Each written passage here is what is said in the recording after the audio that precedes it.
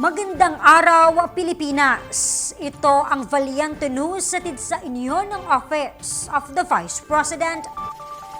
Inalalayan ng OVP Disaster Operations Center ang mga nasunugan sa San Antonio, Parañaque City at maging ang libo-libong pamilya mula Albay na apektado ng pag-aalboroto ng Bulkang Mayon. Narito si Maribeth Adlawan para sa karagdagang detalye. Inalalayan ng Office of the Vice President ang mahigit 1,000 pamilya na apektado sa magkasunod na sunog sa Lower Barangay at Santa Maria sa San Antonio, Parañaque City. Nag-iwan ng matinding pinsala ang sunog, di lamang sa mga ari-arian ng mga residente, kundi maging sa kanilang mga kabuhayan.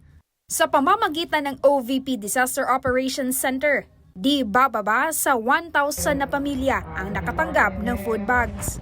Yung natatanggap ko ngayon, ang laking bagay sa akin, nakakatulong yon sa aking pamilya. Dahil una-una, wala kami ngayon eh. Ang natanggap ko ngayon ay para sa aking misis ko, yung anak ko 2. Yun isa na yun sa nakakatulong sa aming pagkain sa araw-araw. Tulad ng bigas, dilata, yung natatanggap ngayon, o yung iba pa na laman ng hindi, nakakatulong sa aking pamilya yon. Habang muli namang nagsagawa ng relief operation ang tanggapan sa lalawigan ng Albay sa gitna ng pag-aalboroto ng Mount Mayon. Naging magkatuwang dito ang OVP Disaster Operations Center at OVP Bicol Satellite Office.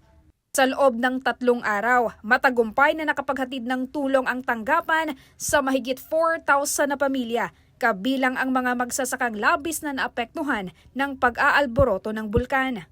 Food bags naman ang natanggap ng ating mga kababayan bilang agarang tulong sa kanilang pang-araw-araw na pangangailangan. Siyempre po masaya.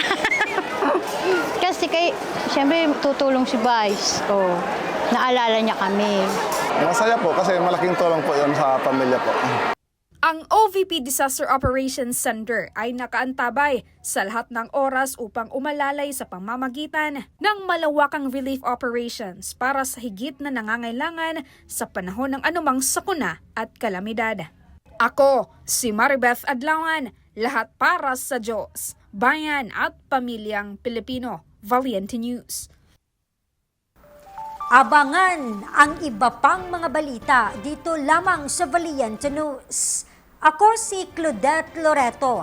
Mahalin natin ang Pilipinas. Maraming salamat.